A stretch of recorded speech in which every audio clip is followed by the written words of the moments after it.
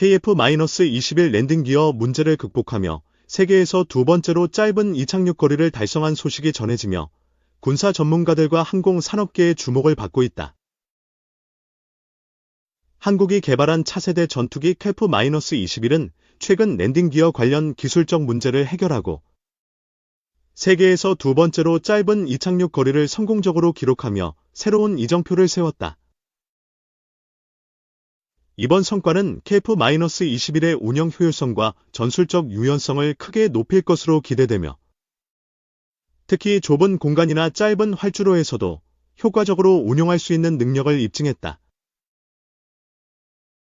KF-21의 랜딩 기어 문제는 초기 개발 단계에서부터 주요 과제로 꼽혔는데 이는 전투기의 무게와 속도를 고려할 때 랜딩 기어의 내구성과 안정성이 매우 중요하기 때문이다. 이 문제를 해결하기 위해 한국의 연구진은 활주로 변경을 포함한 다양한 기술적 접근 방식을 모색했으며 그 결과 세계 최단거리 이착륙 기술을 성공적으로 구현했다. 활주로 변경은 기존 활주로의 길이를 조정하거나 새로운 활주로를 구축하는 방안이었지만 이는 시간과 비용 측면에서 큰 부담으로 작용할 가능성이 있었다. 그러나 연구진은 기존 활주로를 최대한 활용하면서도 랜딩 기어에 가해지는 부하를 줄이는 기술을 개발. 이를 통해 활주로 변경 없이도 문제를 해결할 수 있었다. 이번 기술적 성과는 KF-21의 운용 범위를 크게 확장시킬 것으로 보이며 특히 전장 환경에서의 전략적 우위를 확보하는 데 기여할 것으로 기대된다. 전문가들은 KF-21의 짧은 이착륙 거리가 제공하는 전술적 이점에 주목하며 이는 적진 근접 지역에서의 신속한 작전 수행을 가능하게 할 것이라고 평가했다. 또한 이번 성공은 한국의 방위 산업 기술력이 세계적 수준에 도달했음을 다시 한번 입증하는 사례로 꼽히고 있다. KF-21의 개발은 단순히 전투기 한 대를 만드는 것을 넘어 한국의 국방 기술 자립과 글로벌 방위 산업 시장에서의 경쟁력을 강화하는 중요한 계기가 되고 있다. 한편, 이번 성과는 다른 국가들의 전투기 개발 프로젝트에도 큰 영감을 줄 것으로 보이며 특히 짧은 활주로에서의 운용 기술은 미래 전장 환경에서 필수적인 요소로 자리 잡을 전망이다. KF-21의 랜딩 기어 문제 해결과 세계 최단거리 이착륙 성공은 한국의 기술적 역량과 혁신 정신을 보여주는 대표적인 사례로 기록될 것이다. 앞으로 KF-21은 국제 시장에서의 경쟁력을 바탕으로 수출 가능성도 높아질 것으로 예상되며 이는 한국 방위 산업의 성장을 가속화할 중요한 동력이 될 것이다.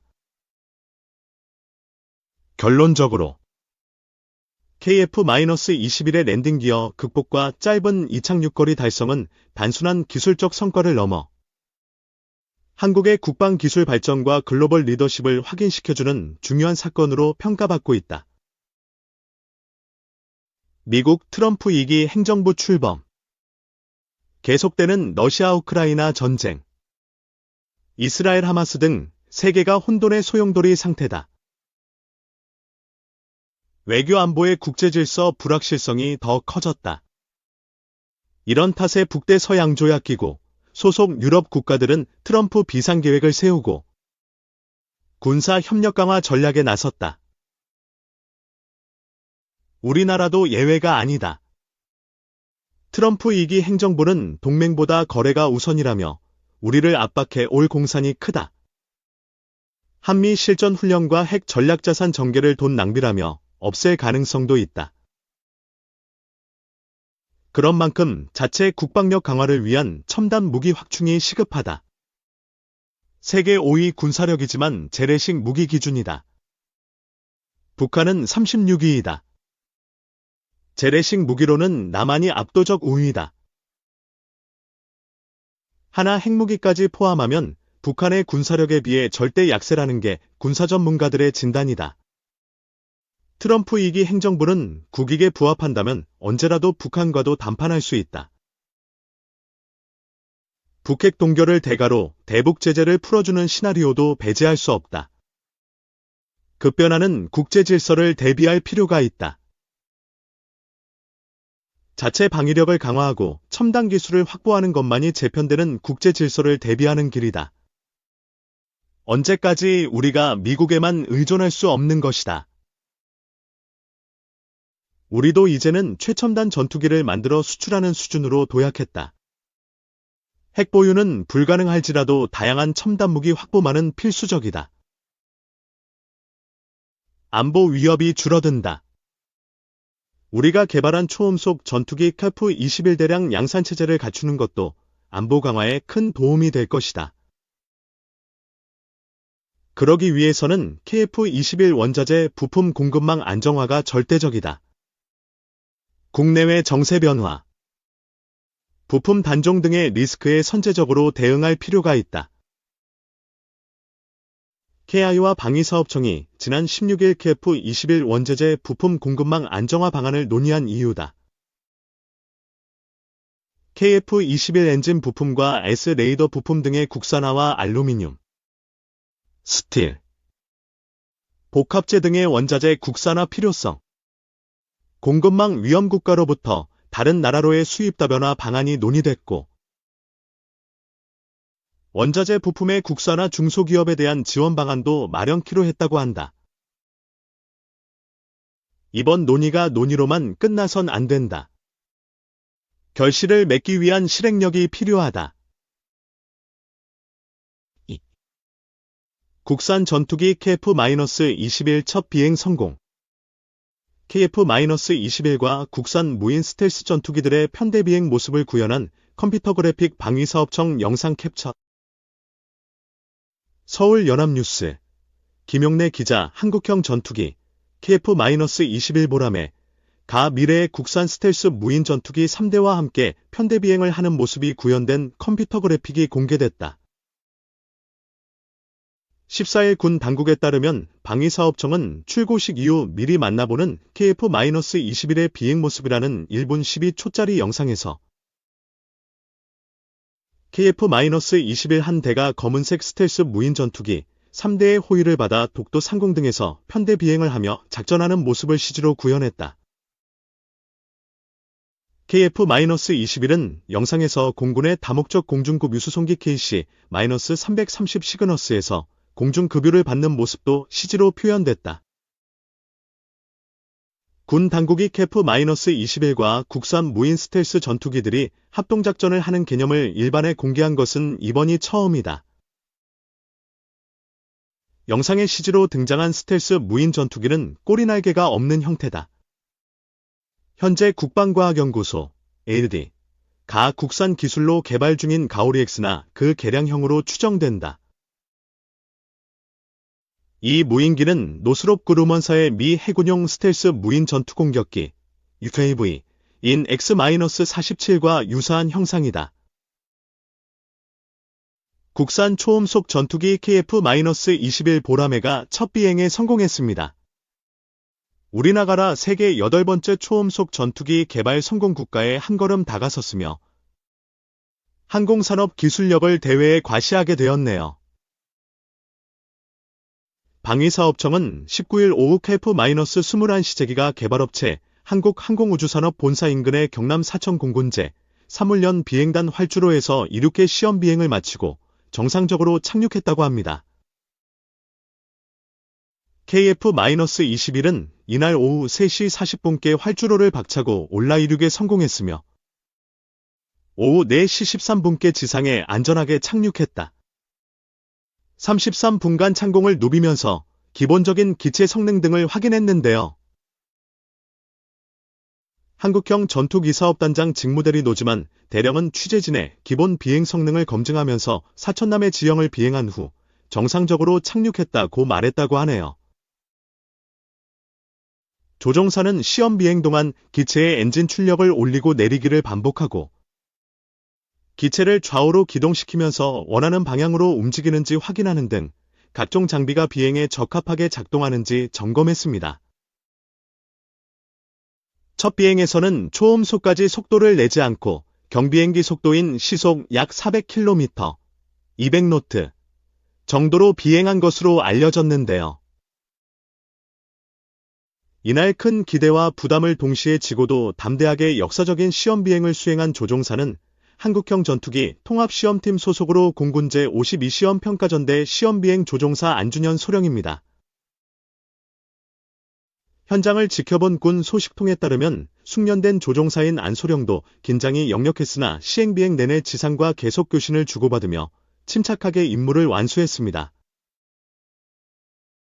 안소령은 착륙 후 사업단 관계자들에게 훈련을 많이 했는데 훈련한 것과 비슷하게 기체가 움직였다고 말한 것으로 군 소식통은 전했습니다.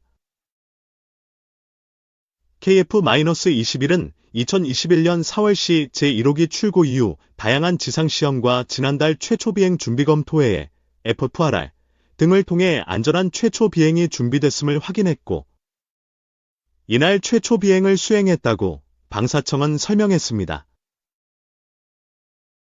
방사청은 최초 비행을 통해 한국형 전투기 개발은 비행시험 단계에 돌입하게 됐다며 앞으로 2000여 회에 달하는 비행시험을 통해 비행 영역을 확장하고 각종 성능 확인 및 공대공 무장 적합성 등을 확인하면 2026년 체계개발이 종료된다고 덧붙였습니다.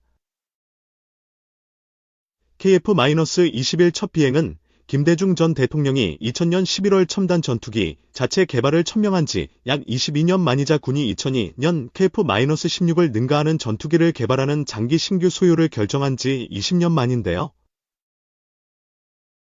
사업 타당성 분석, 탐색 개발, 작전 요구 성능 및 소요량 확정 등을 거쳐 방위사업청은 2015년 12월 KA와 체계개발 본계약을 체결하고 이듬해 1월 체계개발에 착수했습니다.